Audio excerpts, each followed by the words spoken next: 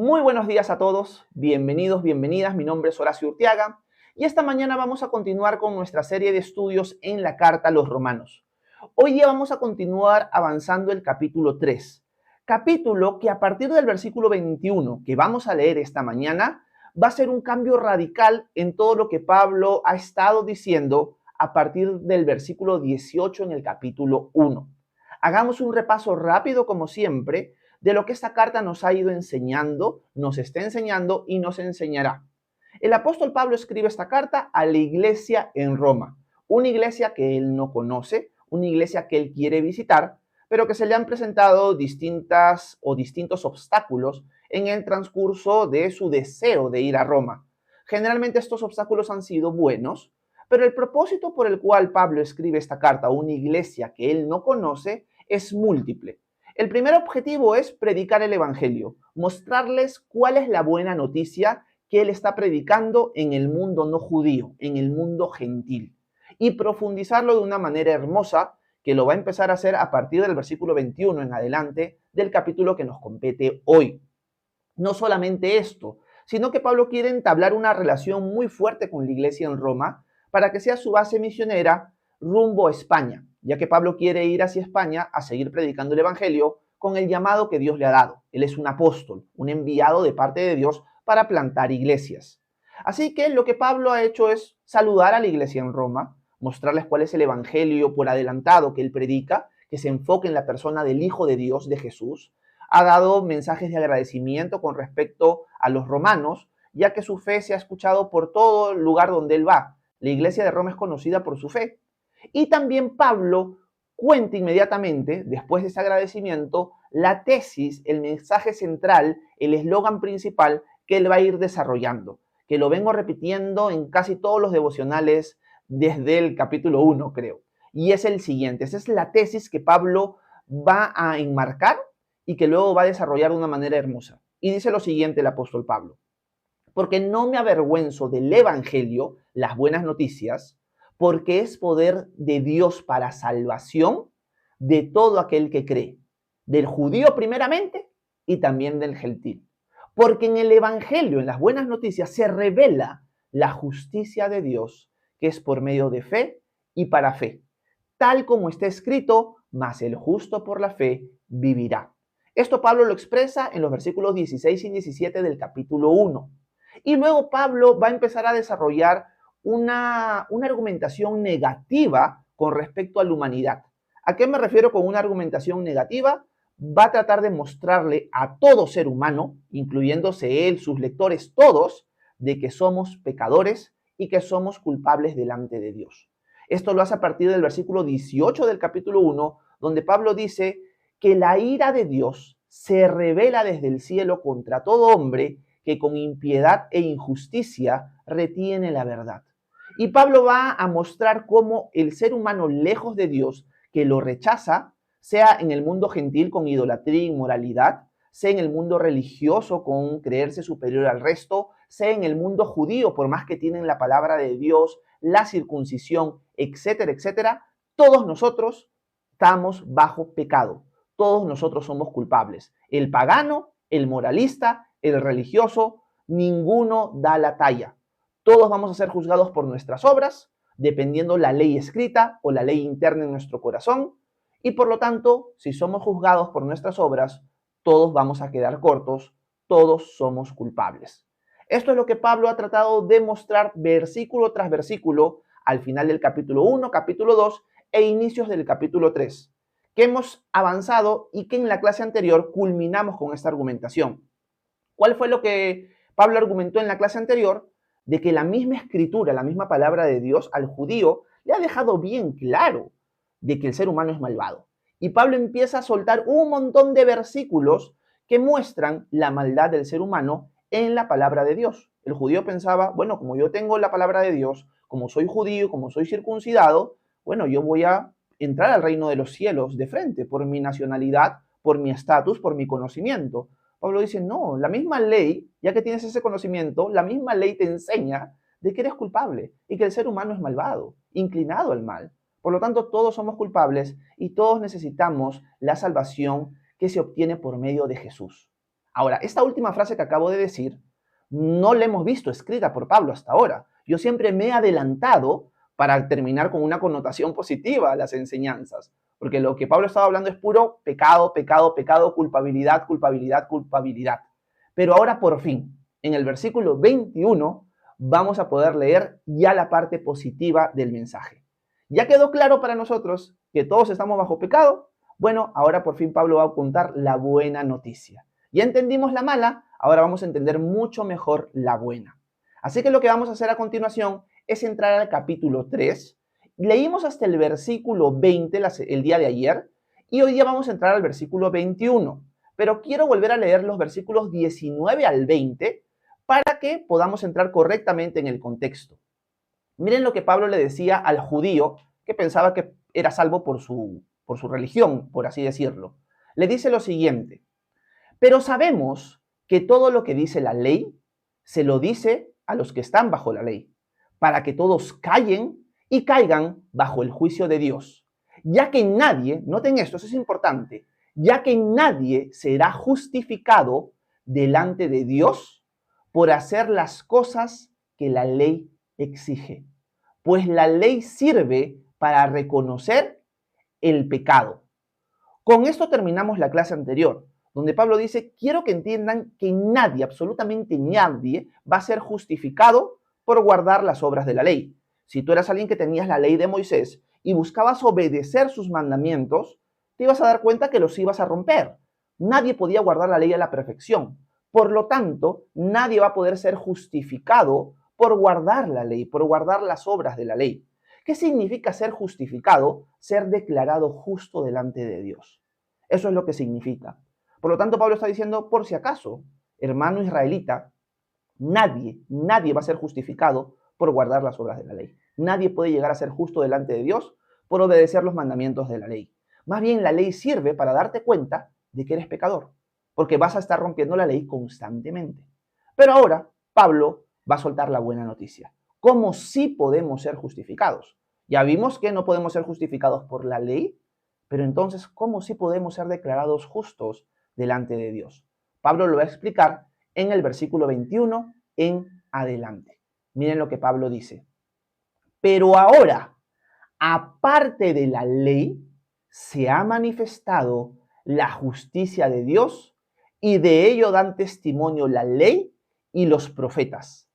La justicia de Dios por medio de la fe en Jesucristo es para todos los que creen en Él, pues no hay diferencia alguna, por cuanto todos pecaron y están destituidos de la gloria de Dios. Bueno, aquí Pablo dice, pero ahora, aparte de la ley, o sea, vamos a dejar la ley de lado. La ley tuvo un tiempo, la ley tuvo un propósito, mostrarnos el pecado, ser un tutor que nos llevaba a Cristo, pero ahora vamos a poner la ley aparte. Pero ahora, aparte de la ley, se ha manifestado la justicia de Dios. Esta justicia de Dios es la que Pablo habló en el versículo 16 y 17 del capítulo 1, en su tema central. Pero en el Evangelio se revela la justicia de Dios, que es por medio de la fe y para fe. ¿Se acuerdan que les cité este versículo constantemente en las clases anteriores? Bueno, Pablo ahora va a expandir esta idea. Dice, pero ahora, aparte de la ley, vamos a dejar la ley de lado, y la ley tuvo un propósito, y ahora, aparte de la ley, se ha manifestado la justicia de Dios. Y de esto, dice Pablo, dan testimonio la ley y los profetas. Yo creo que es importante a partir de ahora dejar bien claro algunas cosas. Hoy día vamos a hablar de algunos términos importantes. Cuando nosotros vemos en el contexto la ley, la frase la ley, estamos hablando de la ley de Moisés tradicionalmente conocida. La ley de Dios dada a Moisés a la nación de Israel. Podríamos equipararla con el antiguo pacto. Esta es la ley. Pero cuando veamos siempre la frase la ley y los profetas, es una frase que engloba todo el Antiguo Testamento. No solamente la ley de Moisés, sino todo el Antiguo Testamento, desde Génesis hasta, obviamente, el libro de Malaquías en el Antiguo Testamento. O sea, todo el Antiguo Testamento es conocido como la ley y los profetas. Vamos a poner en contexto las palabras de Pablo. Pablo está diciendo, bueno, aparte de la ley, vamos a dejarla de lado, se ha manifestado la justicia de Dios. que es por medio de la fe en Jesucristo. Y de esto dan testimonio la ley y los profetas. O sea, lo que yo estoy contando, hermanos en Roma, este mensaje que estoy anunciando en el mundo gentil, no es algo nuevo, no es algo que yo me he inventado o algo que antes no existía. No, la ley y los profetas, el Antiguo Testamento, nos estaban enseñando desde el comienzo que la salvación se tenía que obtener por medio de la fe, que la justicia de Dios, ser declarados justos delante de Dios, era por medio de la fe. De esto dan testimonio el Antiguo Testamento. Y Pablo, les adelanto esto, en el capítulo 4 va a utilizar un pasaje del Antiguo Testamento para confirmar esto que él está diciendo. ¿A quién va a utilizar Pablo del Antiguo Testamento? Va a utilizar a Abraham. Va a decir, ok, yo les he dicho de que el Antiguo Testamento enseñaba que la salvación es por fe, no por guardar las obras de la ley. Bueno, ahora les voy a contar un ejemplo. Les voy a citar versículos y les voy a contar la historia de nuestro patriarca Abraham, alguien que vivió antes de la ley y alguien que fue declarado justo, fue justificado por la fe en Dios. Por lo tanto, Pablo va a confirmar, pero todavía me estoy adelantando, ¿no?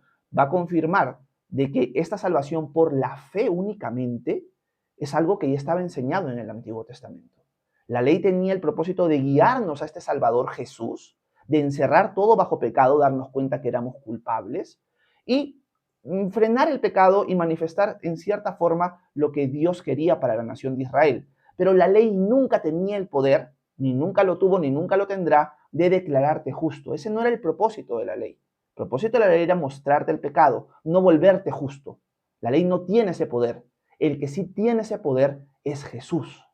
Así que vamos a volver a leer los versículos para reenfatizar nuevamente lo que Pablo está diciendo y leamos el versículo 21 nuevamente en adelante.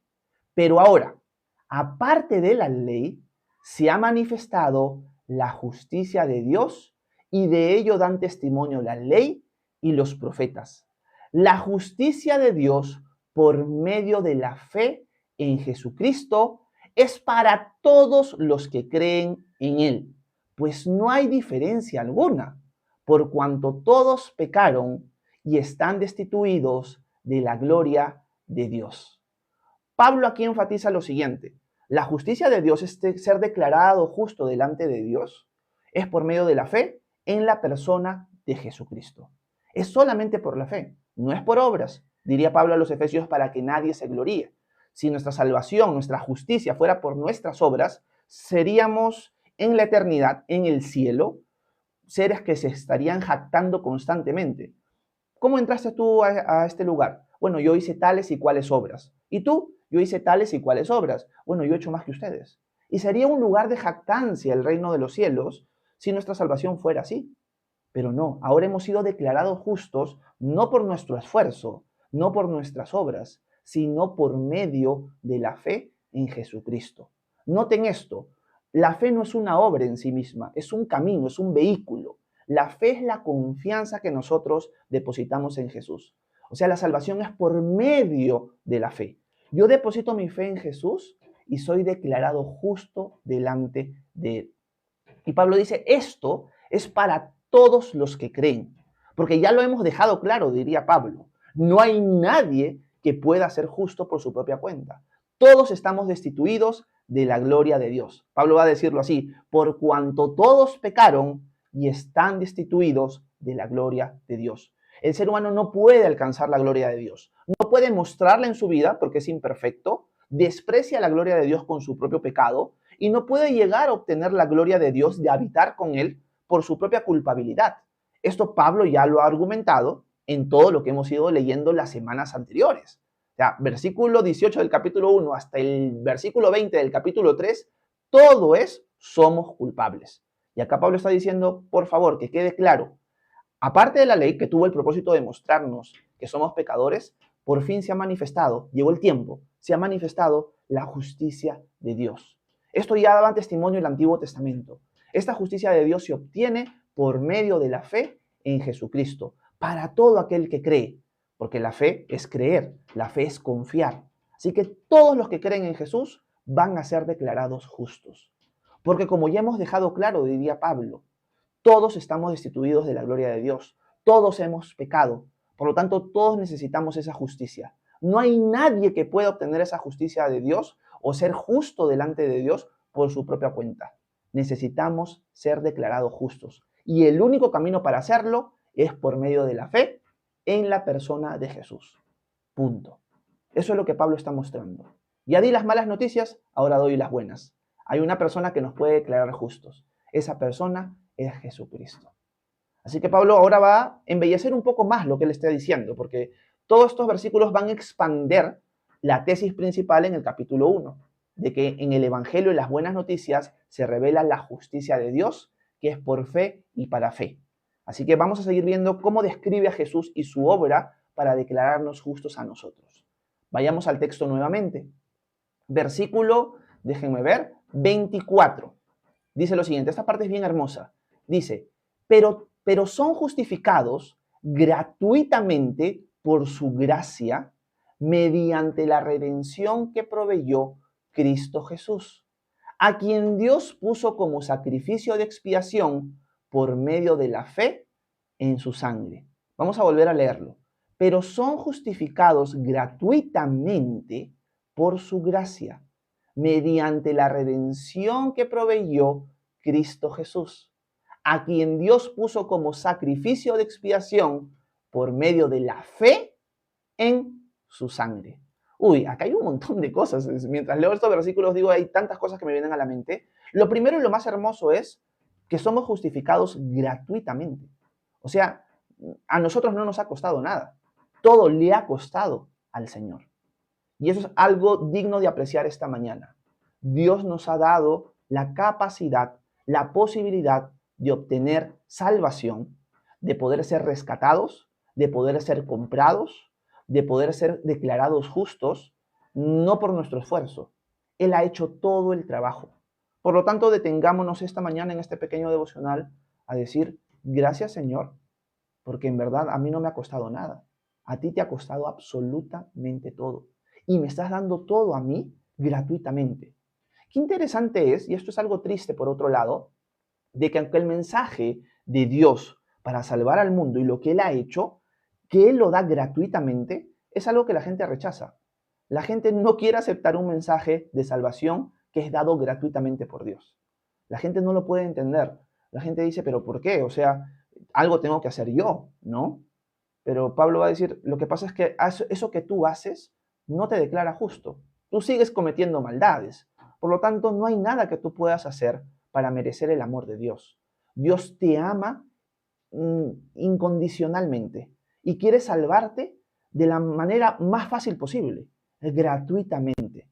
Dios nos ha declarado justos, nos ha otorgado su salvación gratuitamente por gracia. La gracia es un regalo inmerecido. La gracia es esa bendición que obtenemos de Dios por simplemente su amor. Por lo tanto, recordemos esta mañana lo siguiente, la salvación es gratuita. La pregunta es si realmente vamos a aceptar esta salvación gratuita nosotros o la vamos a rechazar. Como que alguien viniera con un regalo y tú dijeras, no, yo no lo quiero. Yo quiero pagar por ese regalo, pero es un regalo. No, yo no lo quiero. Yo quiero algo en lo cual yo tenga que merecerlo. Dios dice, pero es que no puedes. Yo te estoy dando gratuitamente este regalo. Así que yo creo que tenemos que detenernos esta mañana y decir, gracias Señor, porque ahora soy tu hijo, ahora soy tu siervo, ahora he podido experimentar tu amor, tu gracia, tu misericordia, y esto no fue por mi esfuerzo, sino fue porque tú me diste gratuitamente la salvación. Tú viniste a morir por mí aunque yo no lo merecía. Por lo tanto, gracias Señor por darme gratuitamente la salvación. Y esto es lo que Pablo está diciendo. Vuelvo a leerlo. Pero son justificados, somos declarados justos gratuitamente por su gracia mediante la redención que proveyó Cristo Jesús. Pablo va a utilizar términos que para nosotros pueden ser complicados, así que también este va a ser un devocional donde voy a explicar algunos términos. Y cuando vemos la palabra redención, tiene la idea de una compra para liberar. O sea, si yo pasaba por el mercado de esclavos y quería comprar un esclavo y liberarlo, yo lo que hacía era lo redimía, pagaba para que él fuera libre, para que él ya no fuera esclavo. Había la posibilidad de que yo lo comprara y lo dejara libre. Había la posibilidad de que yo lo comprara y siguiera siendo mi esclavo. En el caso de Jesús, Él nos ha rescatado, Él nos ha comprado, Él nos ha liberado de la esclavitud al pecado, porque ahora nos ha dado su espíritu, pero también nos ha hecho al mismo tiempo sus esclavos, porque somos siervos de Cristo ahora. Él es nuestro amo. Él compró nuestro rescate para que ya no seamos esclavos del pecado, pero para que ahora seamos sus siervos eternamente. Y el costo de esa compra, el costo, el pago fue grandísimo. El apóstol Pablo a los Corintios va a decirles que el costo de nuestro rescate, de nuestra redención, de nuestra liberación, ha sido su sangre preciosa. Imagínate tú ser el creador del universo entero y amar tanto a tu creación que se ha rebelado contra ti. O sea, tu creación que tú amas te ha dado la espalda, pero tú muestras su amor hacia ellos derramando hasta la última gota de tu sangre. Hacerte hombre, que eso ya es una humillación terrible, y aparte sufrir y morir para poder rescatarnos a nosotros que no lo merecemos, que nosotros le dábamos la espalda. Pablo en Romanos 5, cuando lleguemos a 5 lo vamos a estudiar mejor, va a dejar claro que en esto muestra Dios su amor para con nosotros, en que aún siendo pecadores, Cristo vino y murió por nosotros. Así que lo que Pablo está haciendo es mostrar distintas formas con distintas imágenes de la obra de Dios y cómo obtenemos la salvación. Primero está poniendo a Dios como un juez justo, que por medio de la fe en Él ahora nos declara justos a nosotros. ¿Por qué? ¿Por qué nos declara justos? Porque Él vivió una vida justa en nuestro lugar. Pero también nos muestra como el libertador, como aquel que viene a comprarnos para que ahora seamos su posesión preciosa, pero también para liberarnos de la esclavitud del pecado en la cual antes vivíamos. Así que Dios es el que nos justifica por medio de la fe, pero también el que nos ha rescatado por medio de su sacrificio en la cruz. Nos ha comprado con su sangre preciosa para que ahora por medio de la fe seamos libres para servirlo a Él con esta salvación gratuita por amor que nos ha sido entregada. Eso es lo que Pablo está diciendo en los versículos que estamos leyendo. Lo estoy tratando de poner en otras palabras para que se pueda entender mejor. Sigamos leyendo el versículo 25. Miren lo que dice. Que Dios, a quien Dios, dice el versículo 25, puso como sacrificio de expiación por medio de la fe en su sangre. Esto lo hizo Dios para manifestar su justicia, pues en su paciencia ha pasado por alto los pecados pasados. Vamos a quedarnos en la primera parte del versículo 25 esta mañana, porque quiero sacarle el jugo y repasar nuevamente el día de mañana todos estos y llegar hasta el final. Y lo que Pablo también está usando es una figura religiosa, a quien Dios puso como sacrificio de expiación por medio de su sangre. ¿Qué quiere decir Pablo con esto? Cuando vemos esta traducción, capaz no lo capta muy bien, pero en otras traducciones dice Pablo que Dios puso a Jesús como propiciación por nuestros pecados por medio de su sangre. ¿Qué significa esto? ¿Qué lenguaje es para el que lo lee y que lo entiende? La palabra propiciación, que en griego es hilasterion, es la misma palabra que se utilizaba para la tapa del arca del pacto que hemos estudiado en el libro de Éxodo. ¿Se acuerdan? El arca del pacto que tenía una tapa de oro puro que se llamaba propiciatorio.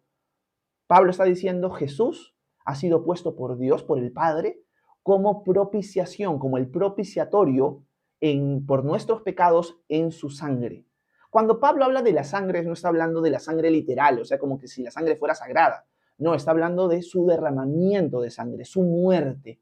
Por lo tanto, Jesús al morir, Dios lo ha puesto como propiciación por nuestros pecados, utilizando la figura del arca del pacto. Y con esto vamos a terminar. Lo primero que tengo que decir en esta última parte es que no es que Dios dice, bueno, Jesús vino a este mundo, el Hijo decidió venir y morir por estos seres humanos que yo, la verdad, quería derramar mi ira sobre ellos.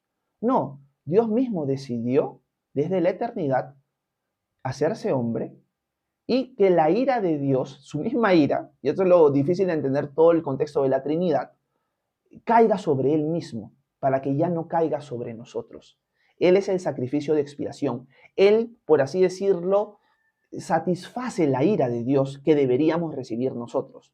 Como que nosotros somos objetos de ira, nosotros hemos pecado contra Dios. Pero ahora estamos a punto de recibir la ira de Dios desde el cielo, pero Jesús viene y se pone delante y dice, yo por amor a ti voy a recibirla.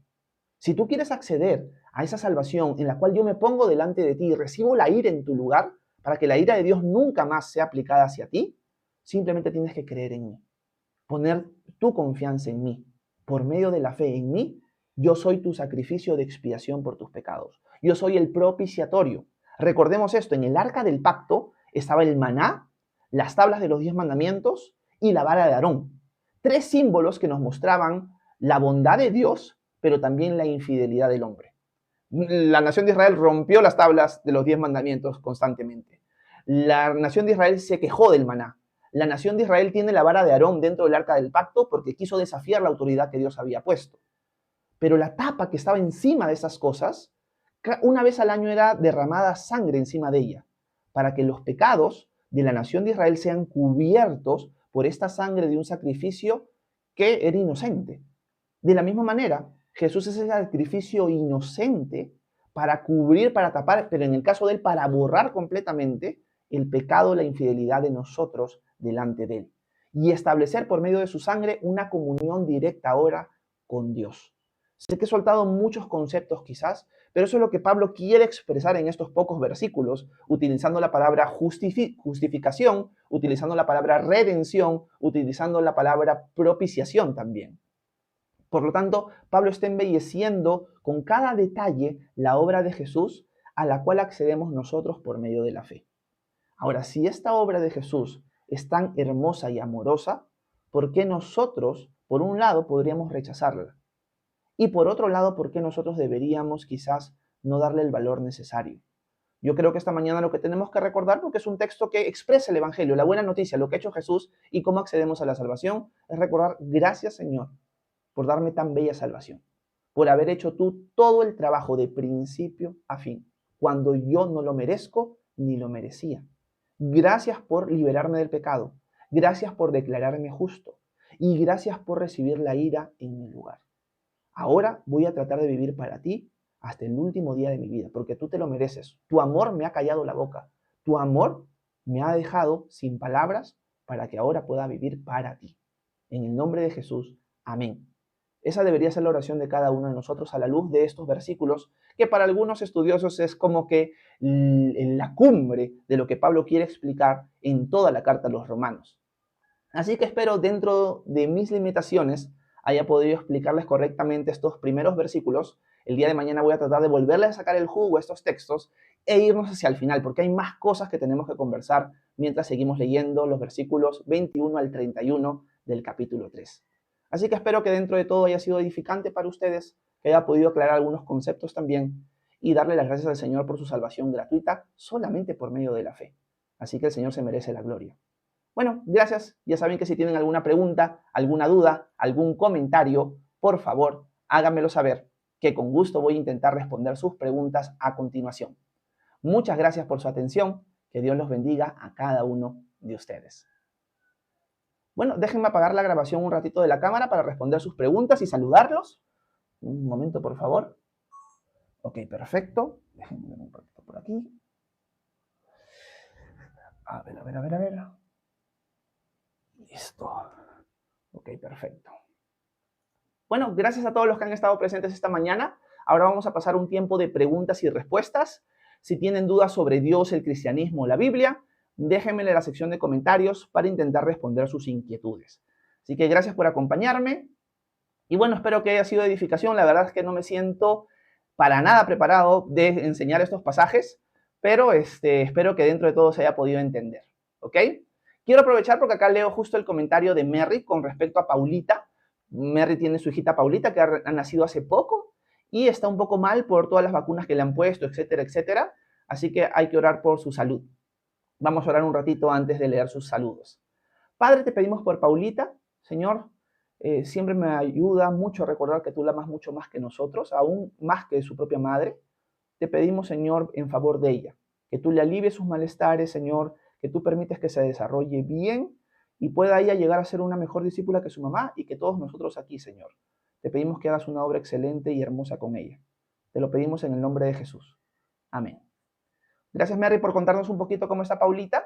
Y gracias a todos los que nos han dado algunos regalitos, sea Laura, Reina, Eunice, Dalila, Verónica, Joffrey, si no me equivoco, si lo estoy pronunciando bien. Muchas gracias por sus regalitos en el transcurso del live. Gracias por eso. Bueno, voy a subir para leer sus saludos y también sus preguntas bíblicas, así que anímense a dejar inquietudes. Cualquiera que tengan sobre Dios, el cristianismo o la Biblia, me la dejan por aquí, por favor. Vamos a ver. Me quedé en el comentario de... Ok, Iber dice, tiene una pregunta. Amado siervo de Dios, dice, ¿qué es mayor para la salvación? ¿La fe o el amor? Gracias, Iber, yo diría lo siguiente, que van de la mano, no podríamos separarlos, porque la fe tiene que ver con confianza y la fe es el medio para obtener la salvación en Jesús. La obtenemos por medio de la fe en Jesús. Pero ¿por qué yo pongo mi fe en Jesús? Porque primero conozco su amor y por lo tanto yo lo amo a Él. Entonces el apóstol Juan va a decir en primera de Juan que nosotros lo amamos a Él porque Él nos amó primero. Entonces, cuando yo escucho y llego a entender mejor el amor de Dios, yo lo voy a amar y voy a, por medio de la fe, creer en Él y voy a obtener salvación. Entonces, están muy ligadas la una a la otra. No podríamos separarlo como si fueran elementos aislados. La fe es el medio por el cual recibo la salvación en Jesús, pero me acerco por medio de la fe a Él porque lo amo, porque he visto que Él me ha amado a mí primero. Entonces no los podemos separar, Iber. Son parte integral de la salvación, en verdad, y de nuestro acercamiento a Dios. Gracias, Iber. Mike dice, Pastor Horacio, lo escucho como un eco. Uy, no sé qué habrá pasado Mike. Espero que no se haya malogrado el audio. Quiero saludar a Liz Verónica. Un abrazo, Liz, hasta España. Buenas tardes en tu caso. Bienvenida. Sandra, un abrazo hasta Lima. Buenos días. Dice Liz, cuando Jesús enseñó a dar la otra mejilla, ¿es literal? Gracias, Liz. Tengo una enseñanza de eso en el Sermón del Monte. Y no es literal que nosotros tenemos que poner la otra mejilla. Está utilizando un contexto de su época para mostrar, vamos a ponerlo de esta manera, una resistencia no violenta. Tengo un reel al respecto en el canal de TikTok, pero en mi otro canal, y también en las enseñanzas del Sermón del Monte, donde te voy a explicar de una manera más completa, Liz, todo el contexto cultural y qué es lo que Jesús quería enseñar. Lo que te puedo decir rápidamente es que cuando Jesús dice dar la otra mejilla, está mostrando una forma de resistencia no violenta, donde la otra persona, si quería darte una bofetada en la otra mejilla, tenía que rebajarse a tu propio nivel. Porque generalmente el que te abofeteaba se creía superior a ti. Cuando tú pones la otra mejilla es, bueno, si tú quieres hacerlo, vas a tener que ponerte a mi mismo nivel. Y no estás peleando con la persona, simplemente le estás diciendo, hey, yo no te voy a responder de la misma manera, pero si tú quieres seguir, dale, pero tienes que rebajarte al mismo nivel. ¿Por qué es que se tenía que rebajar al mismo nivel? Porque la forma de dar bofetadas era con el reverso de la palma, o el reverso de la mano, mejor dicho. Entonces, para dar la bofetada de un lado, pero para regresarla, tendría que haber cambiado su otra mano. Y eso lo mostraba como igual. Obviamente lo estoy explicando un poco desordenado, Liz, pero donde sí lo trato de manifestar ordenadamente y con todo el contexto es en los estudios del Sermón del Monte que tengo en YouTube y también tengo en el otro canal de TikTok. Así que por ahí te puedes dar una vuelta, mi querida Liz. Pero no es literal. Eso es lo importante. Liz dice, ¿cómo le enseño a mi hijo a defenderse si lo agreden? Tengo esa duda. Gracias, Liz. Yo creo que hay varias formas. Yo creo que lo primero es pedirle sabiduría al Señor. No está mal defenderse, por si acaso. Yo creo que primero, si me pongo a pensar en mi hija, por ejemplo, imaginemos que mi hija está en el colegio y mi hija está empezando a ser agredida, yo creo que la mejor forma o la inicial es intentar por los medios más establecidos en el colegio. O sea, ¿sabes qué? Ok, sí, mi hija está siendo agredida por una persona, vamos a ir a las autoridades primero. Si estas autoridades no hacen nada, que es lo más común, voy a hablar con las autoridades de la propia casa de esta persona que le está haciendo daño a mi hija o que les quiere hacer bullying o le está faltando el respeto. Si no hay nada de eso, voy a aplicar la defensa personal. Y si en un caso me quieren meter un puñete, yo se lo devuelvo. ¿Ok? Eso no estaría violando lo que Jesús está enseñando, por si acaso. Pero yo creo que lo primero que tenemos que hacer siempre en la defensa es ir por los medios que quizás son los más pacíficos, por un lado, pero los que no te llevan a ti a ponerse al mismo nivel quizás que la persona. Pero va a haber momentos en nuestra vida donde vamos a tener que hacer algo así. Por ejemplo, si viene alguien y le quiere hacer daño a Sofía y a mi esposa, a Gaby, yo voy a tener que reaccionar violentamente. No es que voy a decir, ay, bueno, es que el Señor dice dar la otra mejilla, ¿no? Por favor, Señor, no le haga daño a mis hijos. No, yo tengo que saltar y pelear con la persona y defenderla con mi vida o defenderlas con mi vida. Por lo tanto, uno tiene que pedirle al Señor sabiduría y discernimiento de cómo actuar. Lo normal es muchas veces responder de la misma manera violentamente en ese mismo instante. Pero yo creo que el Señor nos apunta a ir primero por caminos más pacíficos y si no, ya actuar de una manera defensiva físicamente también. Y eso no está mal. Gracias, Liz.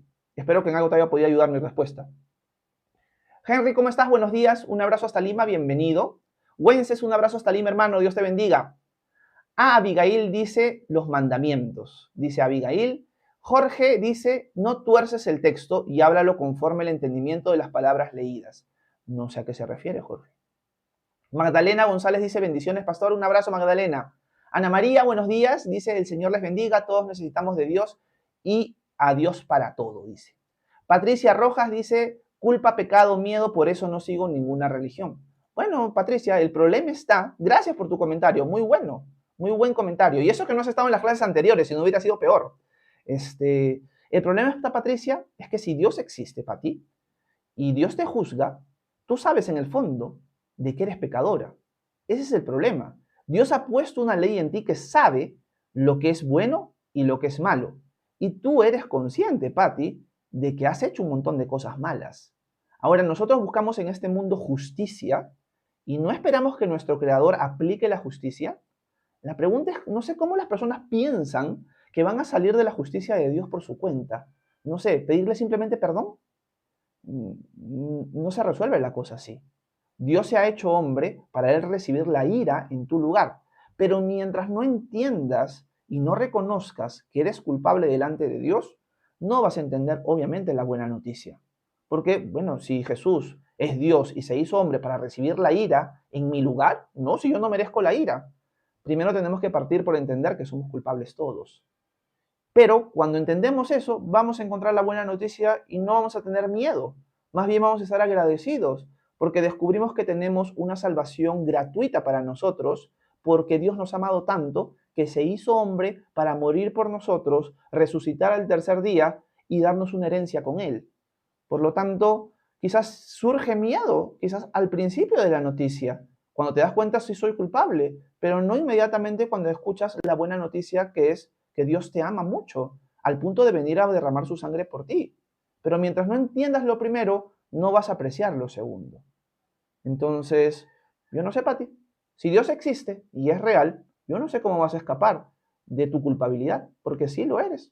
Nadie acá se libra de eso, pero es un tema tuyo. Gracias, Pati. Laura dice amén, amén. Ana María dice Romanos 3:24 es como el resumen explícito de lo que es el Evangelio. Gracias, Ana María. Déjame ver, Verónica dice amén, Reina también. Buenos días, mis hermanos, bendiciones para todos. Un abrazo, Reina, hasta Lima. Ana dice de agradecimiento, pero no alcanza a pagar todo lo que él ha hecho. Amén, Ana María. Lumari, ¿cómo estás? Hasta Ecuador, buenos días, bendiciones. Harold, un abrazo hasta Lima, buenos días también. Manantial dice 100 veces amén. Siervo del Shaddai dice así es varón. Nísida dice amén. Dalila dice enseñas con mucha sabiduría y conocimiento. Esto te es dado solo por Dios, eres muy joven. Bueno, gracias por tus lindas palabras, Dalila. En verdad es Dios de arriba abajo. Yo no soy capaz de enseñar estas cosas ni de poder explicarlas bien. Pero no sé qué defines o cómo defines joven. Yo ya cumplí 40 años. Así que no sé si consideras que joven es tener 40. Está bien, yo tengo 40 años ya cumpliditos. Nísida dice, nos compró a precio de sangre. Harold dice amén. Lumari dice, Jesucristo nos cubre con su sangre preciosa. Amén, Lumari. Solo hay que aclarar algo importante. Cuando decimos que Jesucristo nos cubre con su sangre preciosa, no agarremos la figura de la sangre como algo místico, ¿no? Como que nos estuviera cayendo la sangre y es como que un manto de protección o algo así. Cuando Pablo utiliza la frase o la palabra sangre, en este contexto no está hablando de la sangre como un elemento místico, está hablando de la muerte, es una forma de referirse a la muerte de Jesús, de su sangre derramada, es su muerte. Es la comparación, son palabras o frases similares que se usan indiferentemente para explicar lo mismo. Pero no caigamos en el error de utilizar la sangre como un elemento místico, porque la Biblia nunca lo usa así. Así que no estoy diciendo que tú lo estés usando de esa manera, Lumari, pero por si acaso aprovecho tu comentario para explicarlo. Eunice dice, amén, gracias Señor. Lumari dice, el propiciatorio cubre o tapa el arca del pacto. En verdad, cubre lo que está dentro del arca del pacto. Tapa el arca del pacto, pero cubre lo que está dentro. ¿Y qué es lo que estaba dentro? La bondad de Dios expresada en la ley, en el maná y en la vara, pero también la desobediencia del hombre ahí. Por lo tanto, el Señor con su sangre derramada borra toda nuestra culpabilidad. Así que esa figura que Pablo usa del propiciatorio en el sacrificio de Jesús como propiciación es algo que él lo tenía pensado y que seguro los lectores lo entendían mejor que nosotros, porque hablaban el mismo idioma o leían el mismo idioma que Pablo. María Tineo dice, buenos días, ¿cómo estás María? Bienvenida. Lumari dice, justificados pues por la fe tenemos paz para con Dios. Amén, Lu, eso lo va a contar Pablo en el capítulo 5. Gracias Ismael y gracias Yesni por los regalitos. Marianela dice, muchas gracias por brindarnos su conocimiento, Dios lo bendiga. Un abrazo Marianela, en verdad lo que he tratado de hacer es leer los versículos y tratar de ponerlos lo más claro posible para ustedes. No he hecho más que eso, por si acaso. Gracias Marianela. Verónica dice, gracias porque nada de lo que yo haga podrá pagar lo que tú hiciste por mí. Amén, Señor. Karim dice, ¿en qué lugar se hacían los sacrificios? ¿En el lugar santísimo o en el lugar santo? En la ley. Gracias. Los sacrificios no se hacían ni en el lugar santo ni en el lugar santísimo, Karim. Se hacían afuera, se hacían en el patio, conocido como el atrio. Ahí en el altar de bronce se hacían los sacrificios. Pero una vez al año, cuando se habían hecho los sacrificios en el altar de bronce, que era fuera del lugar santo y del lugar santísimo, el sacerdote, el sumo sacerdote en este caso, entraba al lugar santísimo con la sangre de este sacrificio y la derramaba sobre la tapa, sobre el propiciatorio del arca del pacto, para hacer expiación por los pecados suyos y por los pecados de la nación de Israel en su conjunto. Era como que satisfacía la ira de Dios con el sacrificio de ese cordero, porque la nación de Israel en el transcurso de su año había pecado miles y millones de veces. Por lo tanto, este sacrificio era para apaciguar la ira de Dios. El sacrificio de Jesús por completo apacigua la ira que nosotros merecemos. Él es esa sangre derramada encima del propiciatorio por nuestros pecados. Gracias, Karim. Lumadi dice, es maravillosa esta palabra. Amén. Eunice dice, amén. Adrián dice, muy bonito el devocional de hoy. Qué bueno, Adrián.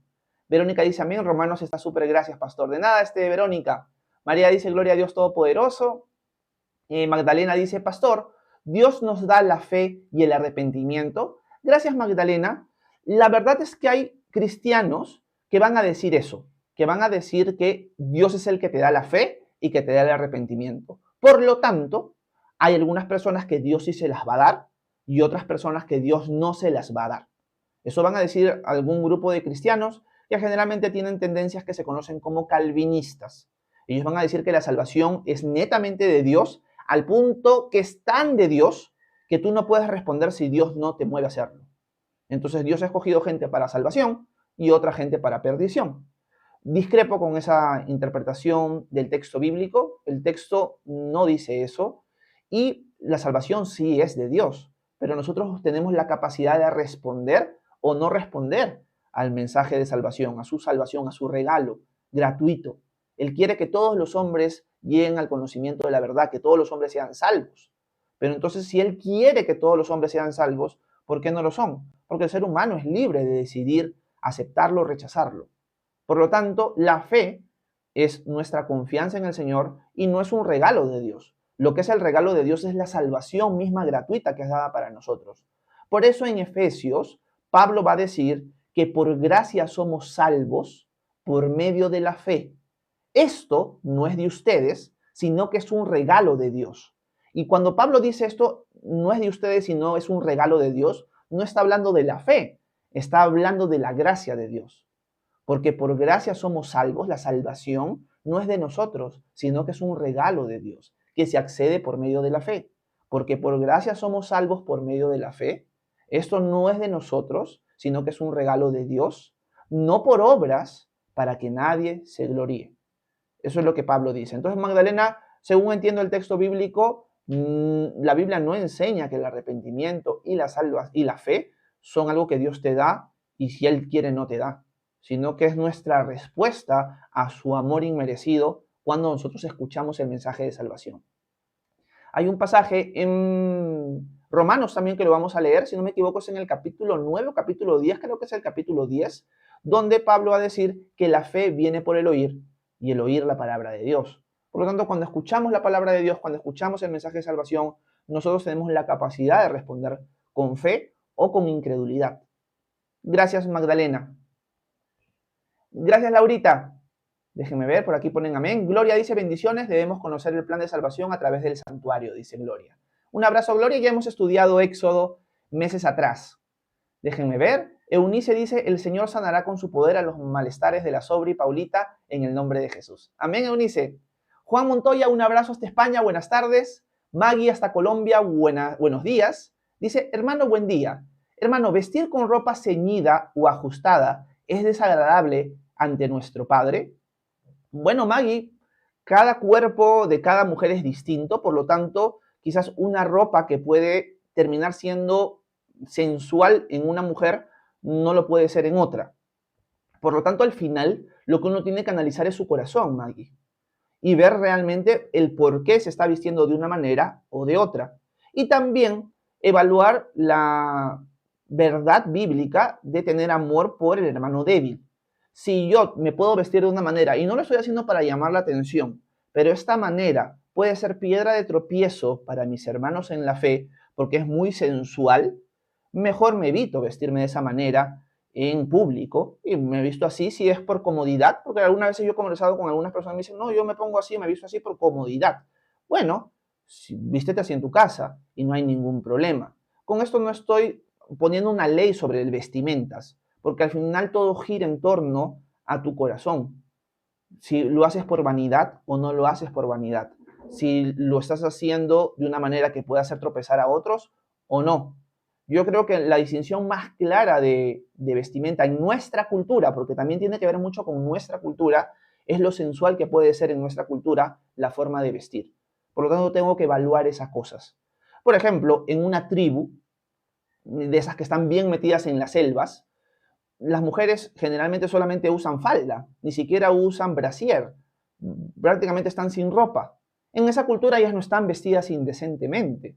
Y una mujer que viste así no es que, oye, te estás vistiendo indecentemente. En su cultura no hay ningún problema con eso. En nuestra cultura ver a mujeres vestidas de esa manera o no vestidas de esa manera es algo escandaloso, es algo que sí atenta contra la forma en la que nosotros nos conducimos en el día a día.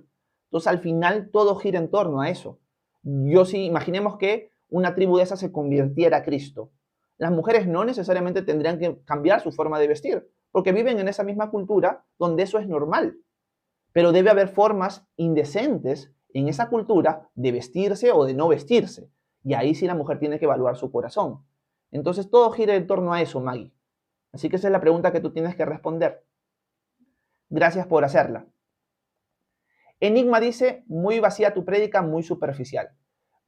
Bueno, considero que no soy digno de poder explicar quizás de una manera más profunda ese texto bíblico. Lo que estoy tratando de hacer es ponerlo lo más claro posible para que el mismo texto hable. Gracias, Enigma. Eclesiastés 9:5 quisiera que me explique. ¿Cómo está Salón de Belleza? Un abrazo, creo que estás en Lima, así que un abrazo hasta allá. Eclesiastés 9, vamos a poner en pantalla Eclesiastés 9. A ver. Vamos a ver.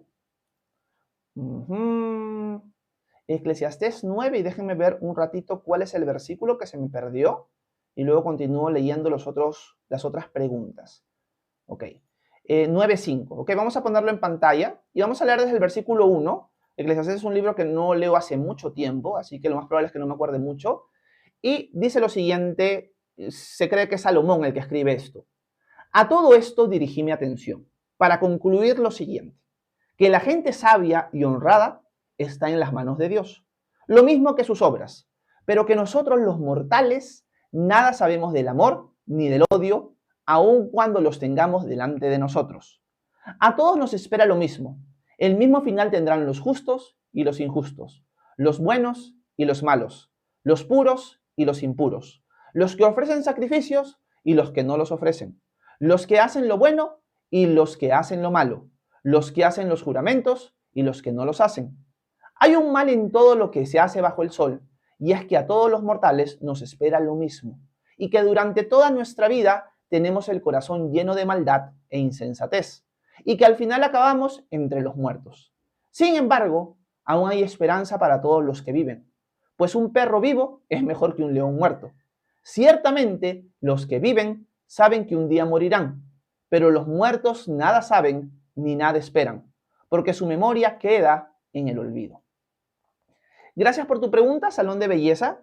Este texto muchas veces se usa para decir, mira, Salomón, si es el que escribió Eclesiastés, está enseñando que cuando uno muere, nada sabe, ni nada recuerda. En buena cuenta es como que desaparece.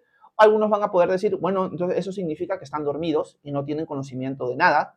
Pero una de las cosas que tenemos que entender cuando leemos cualquier libro de la Escritura es que tenemos que leerlo en su contexto, por un lado, y también en su género literario, por el otro.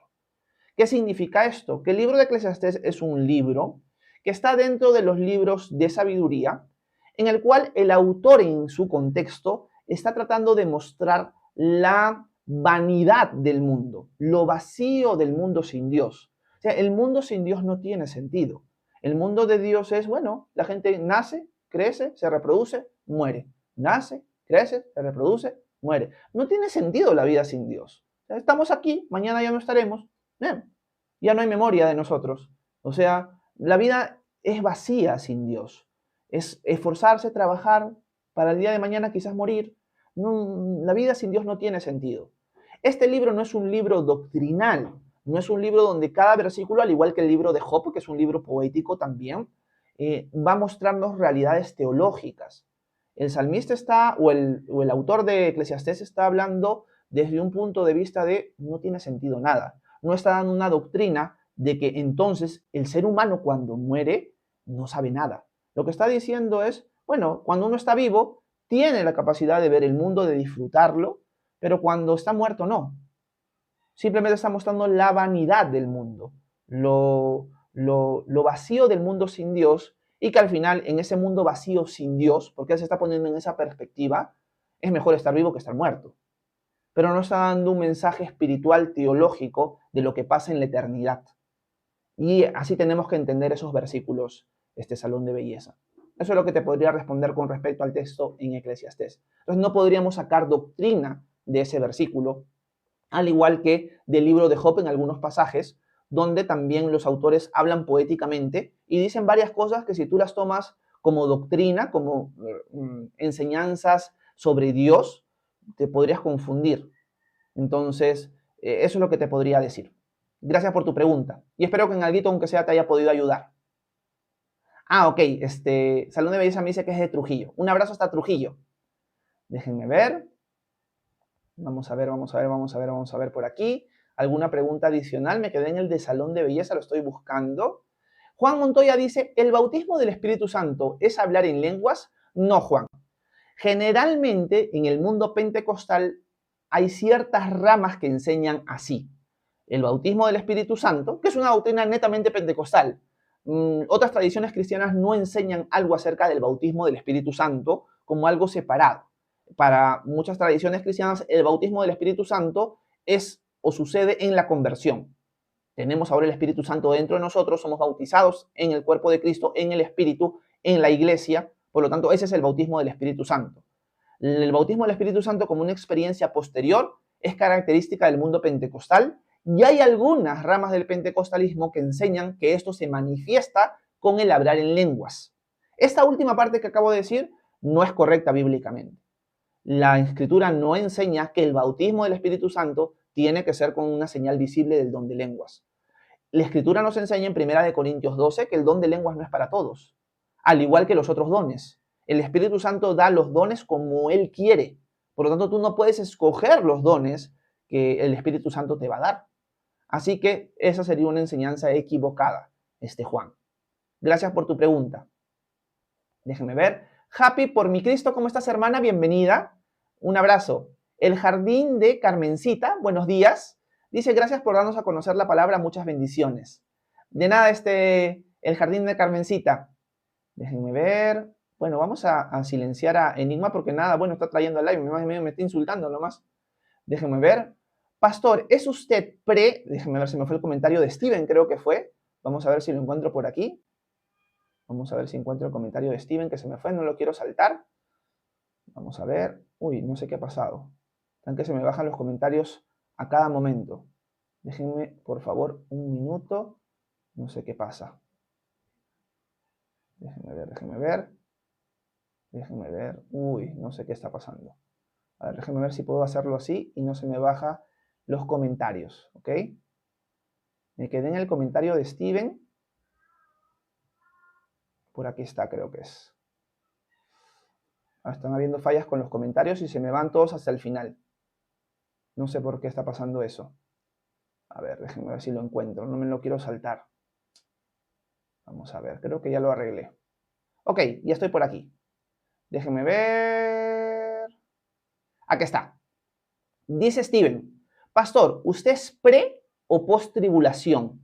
La diferencia entre pre y post tribulación es aquella persona que cree que la iglesia va a ser arrebatada antes del tiempo de tribulación o aquella persona que va a ser arrebatada después del tiempo de tribulación.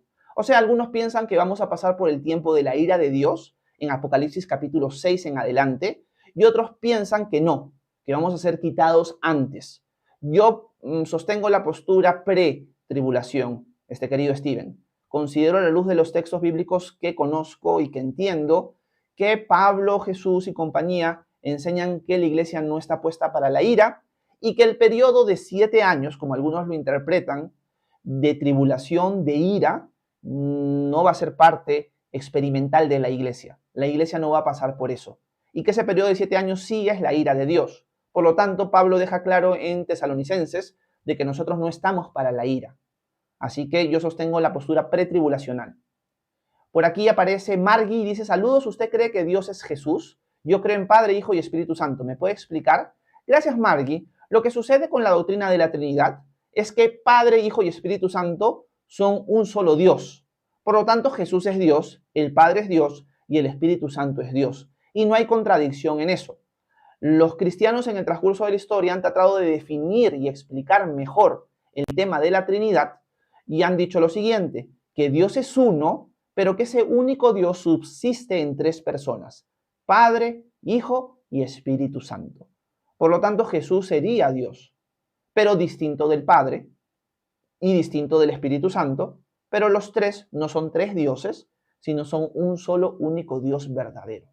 Esa es la doctrina de la Trinidad. Por eso los cristianos nos bautizamos en el nombre del Padre, del Hijo y del Espíritu Santo. No solamente en el nombre del Padre nada más, o en el nombre del Hijo nada más, sino en el nombre del Padre, del Hijo y del Espíritu Santo. Un solo Dios, 3 personas en ese Dios. Gracias, Margui. Bueno, ya volé en tiempo, ya son las 10:10 de la mañana, así que no voy a poder seguir leyendo más comentarios y respondiendo más preguntas.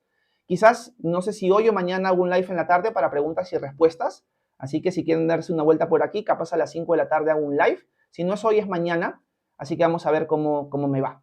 Bueno, dicho esto, espero que este pequeño live haya sido de edificación para ustedes. Ese es el propósito por el cual lo hago. Si tienen alguna pregunta adicional, la pueden dejar por la comunidad de WhatsApp. Si quieren formar parte de la comunidad de WhatsApp, me escriben por privado acá a TikTok y yo con gusto les mando el link de invitación. Que tengan un excelente jueves, que Dios los bendiga. Nos vemos mañana, sí o sí, 9 a.m., para tratar de acabar el capítulo 3 y repasar los textos que hemos leído el día de hoy. Nos vemos. Bye, bye.